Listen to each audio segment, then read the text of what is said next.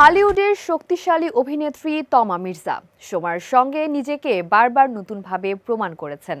নাচ দিয়ে ক্যারিয়ার শুরু করলেও অভিনয়ের প্রতি দায়বদ্ধতা আর চরিত্র নির্ভর কাজের মাধ্যমে তিনি আজ পরিণত এক শিল্পী হিসেবে পরিচিত। ২০১৫ সালে শাহনেওয়াজ কাকলি পরিচালিত নদীজন সিনেমায় অভিনয়ের জন্য জাতীয় চলচ্চিত্র পুরস্কার পান তমা। তবে পুরস্কারের পরও দীর্ঘ সময় তিনি গতানুগতিক নায়িকা চরিত্রে সীমাবদ্ধ ছিলেন। অনেকেই তখন ভেবেছিলেন হয়তো তার সম্ভাবনার এখানেই শেষ, কিন্তু ধীরে ধীরে সেই ধারণা ভেঙে দেন তমা নিজেই। রায়হান রাফির খাঁচার ভেতর অচিন পাখি ওয়েব ফিল্মে তার অভিনয় ছিল এক বড় টার্নিং পয়েন্ট।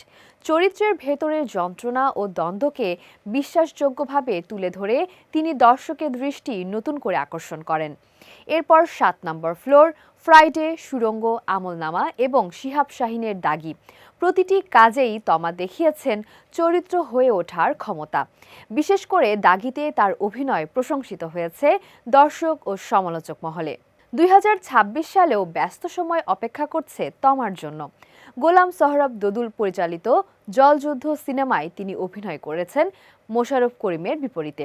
পাশাপাশি হাসান মোরশেদের পরিচালনায় শরীফুল রাজের সঙ্গে আরও একটি নতুন ছবিতে কাজ করছেন, যার নাম এখনও ঘোষণা হয়নি।